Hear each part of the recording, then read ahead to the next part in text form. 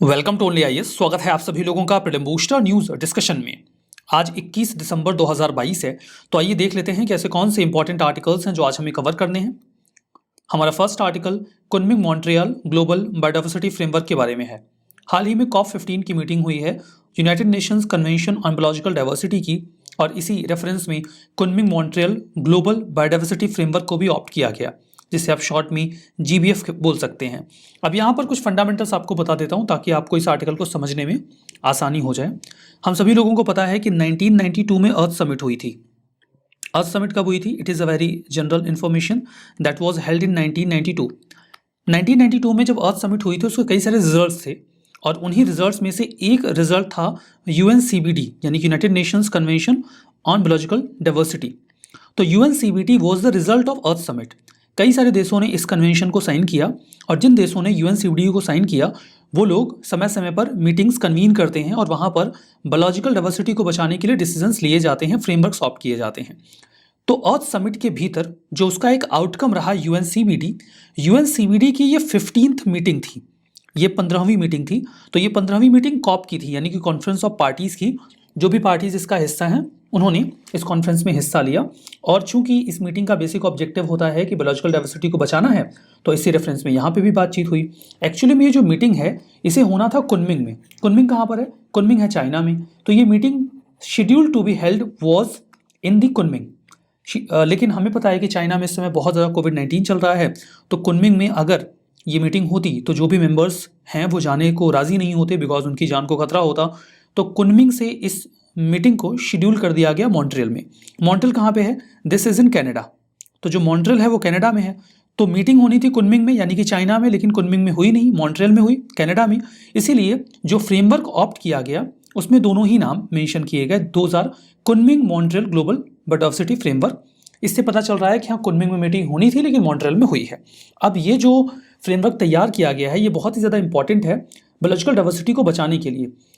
ऐसा भी बताया जा रहा है कमेंटेटर्स के द्वारा कि ये जो मीटिंग है ये उतनी ही ज़्यादा इंपॉर्टेंट है बायोलॉजिकल डाइवर्सिटी के लिए जितना कि क्लाइमेट चेंज के पर्सपेक्टिव से जो पेरिस क्लाइमेट समिट हुई थी वो इंपॉर्टेंट थी।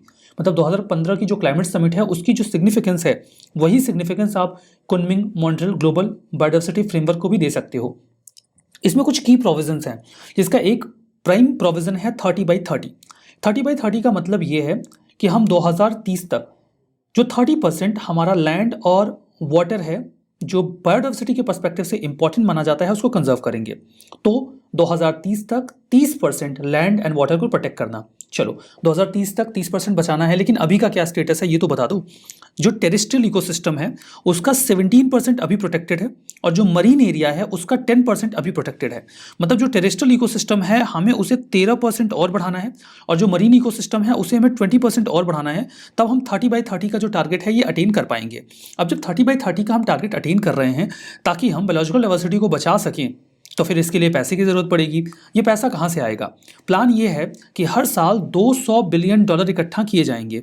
इसके पहले जो भी क्लाइमेट इनिशिएटिव्स में बात की जाती थी दैट वाज ऑफ $100 बिलियन, लेकिन इस बार जो इस फ्रेमवर्क में बात की गई है that is of $200 billion per year, जो कि उसका डबल है। थोड़ा ज़्यादा इकट्ठा करने की बात की गई है, और ये जो पैसा हम इकट्ठा करेंगे जिसे डाइवर्ट किया जाएगा बायोलॉजिकल डाइवर्सिटी को बचाने के लिए, वो पब्लिक और प्राइवेट दोनों ही सोर्सेज से इकट्ठा किया जाएगा।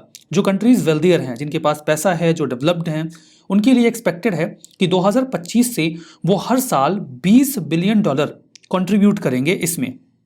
बाकी जो देश हैं वो कंट्रीब्यूट करेंगे, जो पब्लिक सेक्टर है, प्राइवेट सेक्टर है, वो कंट्रीब्यूट करेंगे। तो $20 बिलियन तो इन वेल्दी कंट्रीज़ को 2025 ऑनवर्ड्स हर साल कंट्रीब्यूट करना पड़ेगा, और इन्हें 2030 onwards $30 billion per year contribute करना पड़ेगा। तो ये तो कंट्रीब्यूशन डिसाइड किया गया है ताकि किसी को कोई कन्फ्यूज़न ना रहे। अभी चूंकि चाइना लीड कर रहा था कुनमिंग में, ये जो कॉन्फ्रेंस होने वाली थी उसके रेफरेंस में, तो उन्होंने भी लगभग 250 और something more than $200 million contribute करने का वादा किया है। जो बड़ी कंपनीज़ हैं उनके ऊपर भी रिस्पॉन्सिबिलिटी या जिम्मेदारी की बात की गई है। जो बिग कंपनीज़ हैं उन्हें हर साल ये बताना होगा कि जो भी उनके ऑपरेशंस हैं उससे बायोडाइवर्सिटी को कितना नुकसान होता है, और जो बायोलॉजिकल डाइवर्सिटी में चेंजेस आ रहे हैं उसका उनके बिजनेस के ऊपर क्या इम्पैक्ट हो रहा है। इस चीज़ को उन्हें इवेल्युएट करके प्रॉपर रिपोर्ट तैयार करनी पड़ेगी, और उन्हें डिस्क्लोजर्स देने होंगे उनके ऑपरेशंस के बारे में, उनके सप्लाई चेन के बारे में, उनके पोर्टफोलियो के बारे में। ये सारी जानकारियाँ उन्हें बतानी होंगी। फर्दर एक महत्वपूर्ण मुद्दे पर और बात की गई कि बहुत सारी सब्सिडीज कंट्रीज के द्वारा दी जाती हैं जो एनवायरमेंट को या फिर बायोलॉजिकल डाइवर्सिटी को नुकसान पहुंचाती हैं। जैसे कि मान लीजिए कोई कंट्री केमिकल फर्टिलाइजर्स किसान आसानी से ले सकें इसके लिए सब्सिडी दे रहा हो, या फिर फर्टिलाइजर के लिए सब्सिडी दे रहा हो। ये फर्टिलाइजर्स या केमिकल पेस्टिसाइड्स वगैरह जो हैं ये अल्टीमेटली हमारी बायोडाइवर्सिटी को नुकसान पहुंचा रहे हैं। ये सस्ते मिलते हैं तो लोग ज़्यादा इस्तेमाल करते हैं। तो इस प्रकार की सब्सिडी को रिड्यूस किया जाए। कंट्रीज़ को कमिट करना होगा कि वो ऐसी सब्सिडीज़ को आइडेंटिफाई करेंगे 2025 तक जो हमारी बायोडाइवर्सिटी को डिप्लीट कर रहे हैं। उनके लिए एक टाइमलाइन डिसाइड करके उन्हें एलिमिनेट किया जाएगा, उन्हें फेज आउट कर दिया जाएगा। 2030 तक हमें $500 बिलियन एन ईयर इसका जो इंसेंटिव है जो दिया जा रहा है दुनिया भर में इस प्रकार की सब्सिडीज़ में, उसे कर्व करना है, कम करना है। इसके अलावा हमें इंसेंटिवाइज करना है ऐसी किसी भी एक्टिविटी को जिससे हमारे बायोडाइवर्सिटी के ऊपर पॉजिटिव आउटकम होता है या हम उसे कंजर्व कर पाते हैं। ये कुछ बहुत ही की प्रोविजंस हैं, जानते रहिए। इस टॉपिक से क्वेश्चन आने की संभावना पूरी की पूरी रहेगी। इसके अलावा पेस्टिसाइड्स के यूज़ को स्पेसिफिकली रिड्यूस करने की बात की गई है। ये कहा गया है कि कंट्रीज टारगेट करेंगे उन पेस्टिसाइड्स को जो बहुत ज़्यादा हार्मफुल हैं और हैजार्डस केमिकल्स से बने हैं, और उनके इस्तेमाल को आधा किया जाएगा, हाफ कर दिया जाएगा। एक और स्पेसिफिक बात है जिस पर आपको विशेष रूप से ध्यान देना है कि ये जो पूरा फ्रेमवर्क है ये लीगली बाइंडिंग नहीं है, लेकिन कंट्रीज़ को हर साल अपनी प्रोग्रेस रिपोर्ट दिखानी होगी ताकि ये पता चल सके कि उन्होंने अपने बायोडाइवर्सिटी प्लान्स में इस कुनमिंग-मॉन्ट्रियल ग्लोबल बायोडाइवर्सिटी फ्रेमवर्क के प्रोविजंस को कितना इंप्लीमेंट करने का प्रयास किया है। और इससे ये भी पता चल जाएगा कि बायोडाइवर्सिटी को बचाने के लिए कौन सी कंट्री ज़्यादा रिस्पॉन्सिबली वर्क कर रही है और कौन सी नहीं कर रही है। तो ये तो पूरा आर्टिकल हमने कुनमिंग-मॉन्ट्रियल ग्लोबल बायोडाइवर्सिटी फ्रेमवर्क के बारे में समझा। उम्मीद करता हूँ आपने समझ लिया होगा। चलिए आगे बढ़ते हैं। हमारा जो नेक्स्ट आर्टिकल है उस पर बात करते हैं। हमारा जो नेक्स्ट आर्टिकल है वो फंडामेंटली श्योरिटी बॉन्ड इंश्योरेंस के बारे में है। तो हमारा next article surety bond insurance के बारे में है। Union minister for road transport and highways ने अभी हाल ही में इंडिया का पहला surety bond insurance product launch कर दिया है। अब श्योरिटी बॉन्ड इंश्योरेंस प्रोडक्ट क्या होता है, इसका क्या काम है फंडामेंटली, ये मैं आपको बता देता हूँ। बातें वैसे लिखी गई हैं लेकिन पहले मैं आपको आसान भाषा में बता देता हूँ ताकि आप समझ जाओ। सपोज करिए ये पर्सन ए हैं जो कि कॉन्ट्रैक्ट लेते हैं, ये कॉन्ट्रैक्टर हैं एक्चुअली में, ठीक है। ये जो पर्सन ए हैं ये एक कॉन्ट्रैक्टर हैं और ये है जी गवर्नमेंट। गवर्नमेंट पर्सन ए से ये कहती है कि हमें 10 किलोमीटर का एक रोड बनाना है, ठीक है। तो आप कितने में बना दोगे? बिडिंग ओपन होती है, कई सारे लोग ABCDEFG आते हैं और ये बिड करते हैं, लेकिन ए ये बिडिंग जीत जाते हैं। ए बोलते हैं कि 10 किलोमीटर की जो सड़क है इसको बनाने में हमें 100 करोड़ रुपए लग जाएंगे और ये काम हम 2 महीने में कंप्लीट कर देंगे। अब चूंकि पर्सन ए ने कम पैसे में सड़क बनाने का वादा किया है 100 करोड़ रुपए में, और ये 2 महीने में काम कंप्लीट भी कर रहे हैं, तो ये क्लियर हो गया कि ये जो बिड है ये पर्सन ए जीत गए। अब पर्सन ए ने बिड जीत ली और गवर्नमेंट से बोला कि हम ये बना देंगे। तो गवर्नमेंट बोलेगी कि चलो ठीक है ये बिड आपकी हो गई, लेकिन हम आप पे भरोसा कैसे करें कि आप सड़क अच्छी बनाओगे। अगर आपने सड़क को ख़राब बनाया, मान लीजिए आपने सड़क को ख़राब बना दिया, हमने टेस्ट किया सड़क ख़राब निकल गई, हमें उसको वापस से बनाना पड़ा और जो 100 करोड़ का खर्चा है वो बढ़ के 150 करोड़ का हो गया, 200 करोड़ का हो गया, तो हम कैसे भरोसा करें कि काम अच्छे से आप करोगे। ये बोलता है अरे भाई हम अच्छे से काम करेंगे, ऐसा मत कहो। सरकार कहेगी नहीं हम तो नहीं मानते, हमें आप पे भरोसा नहीं है, आपको हमें गारंटी देनी होगी कि अगर लॉस होता है तो हम रिकवर कैसे करेंगे। पर्सन ये बोलेंगे ठीक है हम आपको बैंक से गारंटी दिलवा देते हैं। अब यहाँ पर रोल आ जाएगा बैंक का। बैंक से ये जाके पर्सन ये बोलेंगे कि आप सरकार को हमारी ओर से गारंटी दे दो कि अगर हमने खराब काम किया तो आप कंपनसेट कर दोगे गवर्नमेंट को और उनको नुकसान नहीं होगा। बैंक कहेगा आप हमारे रिश्तेदार हो, हम आपकी गारंटी क्यों दे दें, आप इसके बदले में कुछ रखो कोलैटरल के तौर पे ताकि हमारी भी तो रिकवरी हो सके। आप नुकसान कर दोगे तो हम अपनी जेब से भरेंगे क्या। पर्सन ये कहेंगे कोई बात नहीं है, मेरे पास 100 एकड़ की ज़मीन है, आप इस ज़मीन को कोलैटरल के तौर पे रख लो और अगर नुकसान होगा तो आप गवर्नमेंट को कंपनसेट कर देना। या फिर मैं ऐसा करता हूं कि मैं अपने अकाउंट में 50 करोड़ रुपए यहां पर आपके पास जमा करके रख देता हूं।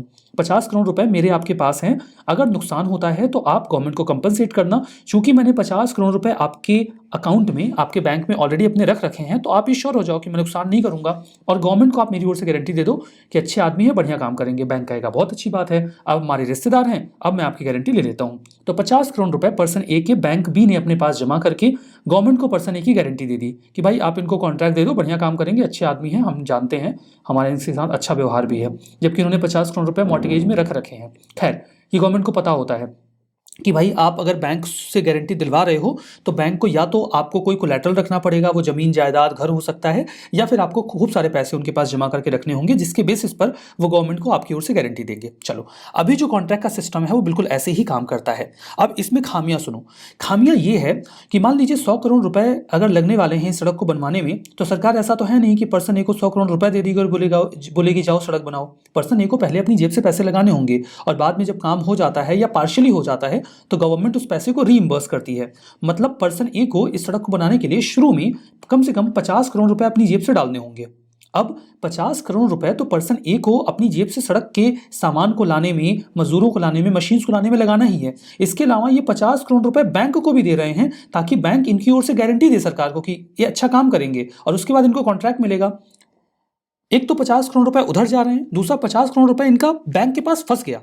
वो कैपिटल है, वो यूज हो सकता है इंफ्रा के इस्तेमाल में बनाने में, लेकिन वो यूज नहीं हो रहा, वो गारंटी में वेस्ट हो रहा है। बैंक उसे दबा के रख लेगा और उसके बदले में जो भी उनको इंटरेस्ट मिलेगा वो भी रख लेंगे। अब इस लिहाज से एक बहुत बड़ा कैपिटल इंफ्रास्ट्रक्चर प्रोजेक्ट में गारंटी के तौर पे फंस जाता है, जो एक्चुअली में मार्केट में यूज हो सकता है, लेकिन सरकार गारंटी के चक्कर में उसे कहीं ना कहीं दबा के रखवा देती है और इसका हमारी इकोनॉमी को नुकसान होता है। तो अभी हमारे union minister for road transport and highways ने कहा कि चलो कुछ और सोल्यूशन निकालते हैं ताकि जो पैसा फंस जाता है ना, ये फंसने ना पाए। इसके लिए उन्होंने क्या बोला कि क्यों ना हम एक इंश्योरेंस कंपनी को बीच में लेकर आए। मतलब पर्सन एक जो है वो अब जब जाते हैं गवर्नमेंट के पास तो गवर्नमेंट कहती है कि आप हमको गारंटी दो, तो कहते हैं कि आप बैंक के पास इतना हैवी कोलैटरल मत रखो, बल्कि हम बना देते हैं एक इंश्योरेंस कंपनी के पास instrument that is surety bond. आप ये श्योरिटी बॉन्ड जाके ये जो इंश्योरेंस कंपनीज हैं इनसे खरीद लो और वो आपके काम का इंश्योरेंस कर देंगे, नुकसान होगा तो हम उनसे रिकवरी कर लेंगे। अब जो इंश्योरेंस कंपनीज होती हैं वो प्रीमियम लेती हैं, वो कोलैटरल नहीं रखवाते। ठीक है, आप जैसे अपनी गाड़ी का या अपने घर का या किसी भी चीज़ का इंश्योरेंस करवाते हो तो उसका प्रीमियम लगता है, तो आपको प्रीमियम का अमाउंट पे करना पड़ेगा इंश्योरेंस कंपनी को जब आप श्योरिटी बॉन्ड खरीदोगे। ये श्योरिटी बॉन्ड खरीद के आप हमको दे देना।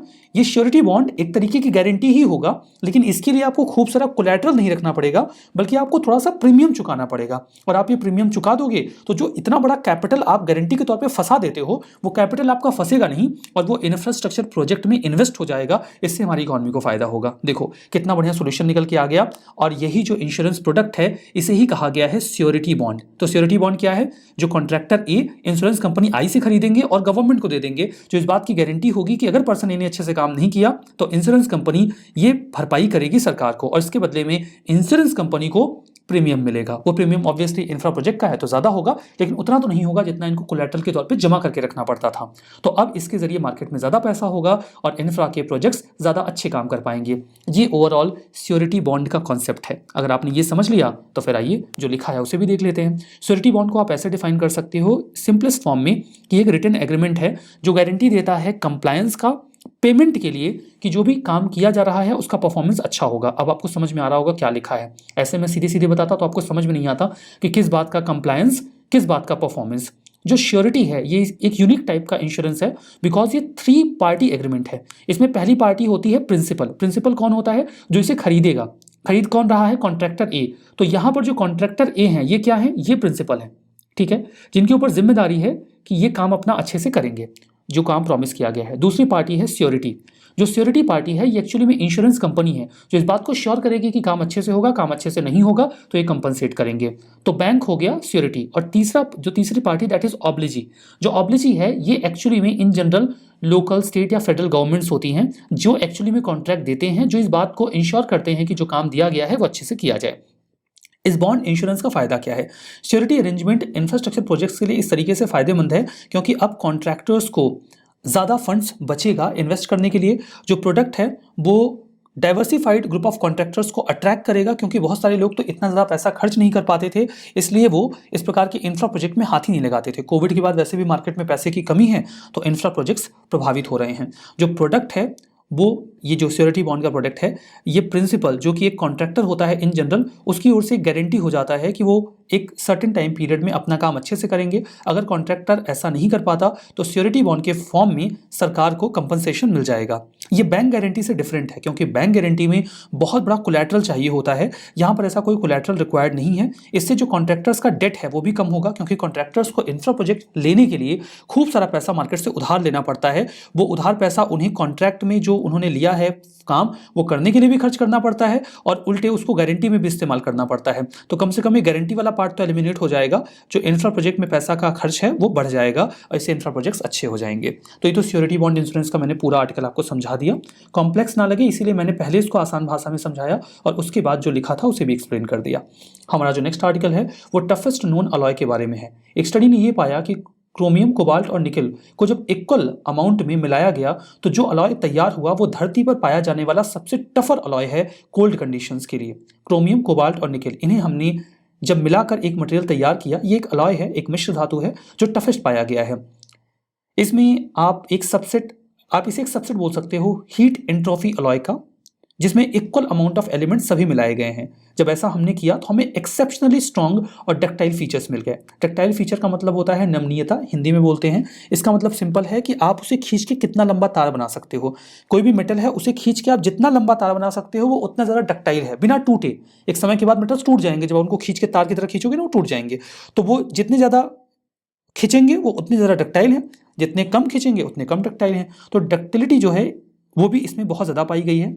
ये मटेरियल ऑफकोर्स बहुत ज़्यादा एक्सपेंसिव होंगे बनाने में, लेकिन ये एक्सट्रीम कोल्ड की कंडीशन को बियर कर सकते हैं, इसलिए ऐसे मेटल्स का इस्तेमाल हम डीप स्पेस में कर सकते हैं। तो ये तो टफेस्ट नोन अलॉय के बारे में आर्टिकल हो गया। हमारा जो नेक्स्ट आर्टिकल है वो एशियन जायंट टॉर्टॉइस के बारे में है। 10 कैप्टिव ब्रीड के जुवेनाइल एशियन जायंट टॉर्टॉइस को अभी हाल ही में जो प्रोटेक्टेड एरिया है नागालैंड का, वहाँ पर छोड़ दिया गया। ये जो एशियन जायंट टॉर्टॉइस हैं ये मेनलैंड एशिया में पाए जाने वाले सबसे बड़े कछुए हैं। ये आपको बांग्लादेश, इंडिया, इंडोनेशिया और मलेशिया में मिल जाते हैं। ये खाते क्या हैं? बम्बू सूट्स जो रसीले होते हैं, ट्यूबर्स या कोई भी और ज्यूसी वेजिटेशन। इन्वर्टिब्रेट्स की बात करें तो कई सारे इन्वर्टिब्रेट्स या फ्रॉक्स को खा जाते हैं, वो भी इनको जूसी लगते होंगे तो खा जाते होंगे, इनको मज़ा आता होगा। नाउ IUCN स्टेटस इनका क्रिटिकली इंडेंजर्ड है, साइट्स के अपेंडिक्स 2 में है और Indian wild life protection act of 1972 के शेड्यूल 4 में है। इनका शिकार बहुत ज़्यादा हो रहा है कंजम्पशन पर्पज से, इसलिए संख्या कम हो रही है, हैबिटेट खत्म हो रहा है और एंथ्रोपोजेनिक एक्टिविटीज़ जैसे नागालैंड में जो ट्राइब्स हैं वो slash and burn agriculture practice opt करते हैं। ज़मीन है, इसकी घास फूस को जला दो, यहाँ पे एग्रीकल्चर करो और फिर दूसरी जगह चले जाओ एग्रीकल्चर करने के लिए। तो स्लैश एंड बर्न की प्रैक्टिस में भी जो इनका हैबिटेट है वो खत्म हो जाता है, तो इन्हें काफ़ी दिक्कत हो जाती है। चलिए आगे बढ़ते हैं। हमारा जो नेक्स्ट आर्टिकल है वो तंदूर रेड ग्राम के बारे में है। तंदूर, वो तंदूर वाली जो रोटी आप खाते हो ना, ये वो तंदूर नहीं है, तंदूर जगह का नाम है एक्चुअली में। ये विदर्भ डिस्ट्रिक्ट जो तेलंगाना का है ना, वहाँ पर एक छोटा सा टाउन है तंदूर नाम का, तो आप इसे गलत मत समझ लेना, ठीक है। तो तंदूर रेड ग्राम यानी कि लाल कलर का जो यहाँ पे ग्राम उगाया जाता है, एक्चुअली में ये अरहर की दाल की एक वैरायटी है, तो तंदूर में मिलती है। तो तंदूर में इसकी क्वालिटी बड़ी अच्छी होती है तेलंगाना में, तो उसे अभी हाल ही में GI टैग दे दिया गया है। इसके बाद भारत में जो GI टैग की संख्या है वो 432 हो गई है। तो लोकल वैरायटी है अरहर की यानी कि पिजन पी की, बहुत अच्छी क्वालिटी होती है इसकी आसपास के रीजन में जहाँ ये उगाया जाता है तंदूर के। सूटेबल हैबिटेट की बात करें तो ये जो फर्टाइल डीप ब्लैक सॉइल होती है उसमें अच्छा उगता है और जो लाइमस्टोन के डिपॉजिट्स हैं वहाँ पर भी ये अच्छी क्वालिटी का उग जाता है। इसमें 22 से 24% प्रोटीन होता है, जो कि बाकी के सीरियल्स की तुलना में 3 गुना ज़्यादा है और इसीलिए लोग इसे बहुत पसंद करते हैं। इसका टेस्ट बहुत अच्छा होता है, कुकिंग करने के बाद इसकी क्वालिटी बड़ी अच्छी हो जाती है। GI टैग्स जो हैं उसका रजिस्ट्रेशन मिल जाने के बाद अब जो तंदूर में रहने वाले मिल ओनर्स हैं या फिर जो फार्मर्स हैं वो इसकी क्वालिटी को इंश्योर कर सकते हैं, इसकी ब्रांडिंग कर सकते हैं कि ये GI टैग वाला प्रोडक्ट है, तो उसकी उन्हें अच्छे दाम मिल जाएंगे और जो कंज्यूमर्स हैं उन्हें अच्छी क्वालिटी का तंदूर रेड ग्राम भी मिल जाएगा। तो ये तो पूरा मामला इस GI टैग का हो गया। हमारा जो नेक्स्ट आर्टिकल है वो नेशनल टेस्टिंग हाउस यानी कि NTH के बारे में है। NTH ने भी ये प्लान बनाया है कि वो इलेक्ट्रॉनिक व्हीकल्स और electronic vehicle charging systems develop करेंगे मुंबई और कोलकाता में 2024-25 में। ये काम लगातार हाई स्केल पे किया जाएगा। अब ये नेशनल टेस्टिंग हाउस है क्या? जैसा कि नाम से ही समझ में आ रहा है, यहाँ पर ये टेस्टिंग फैसिलिटेट करते हैं। टेस्टिंग फैसिलिटेट का मतलब क्या होता है? आप कोई फर्टिलाइजर बना रहे हो, आप देखना चाहते हो फर्टिलाइजर अच्छे से काम करेगा कि नहीं। आप EV चार्जिंग स्टेशंस बनाना चाहते हो, आप देखना चाहते हो कि ये बढ़िया तरीके से काम करेगा कि नहीं, तो इसके लिए आपको टेस्टिंग फैसिलिटी चाहिए होती है।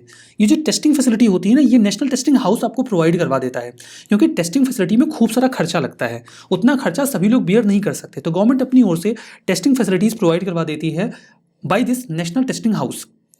इसको 1912 में पहली बार बनाया गया था और तब इसका नाम गवर्नमेंट टेस्ट हाउस था। कलकत्ता अलीपुर में इसे बनाया गया था। प्राइमरी ऑब्जेक्टिव ये था कि जो इंडिजिनियस मैन्युफैक्चरर्स हैं वो जो इंजीनियरिंग गुड्स बना रहे हैं उनका प्रोडक्शन तेज हो और उनकी क्वालिटी टेस्टिंग हो सके। चलिए मान लीजिए आपने एक मशीन बनाई, ठीक है। अब उस मशीन को सही इन्वायरमेंट में टेस्ट करने के लिए आपको बहुत बड़ा इंफ्रा बनाना पड़ेगा।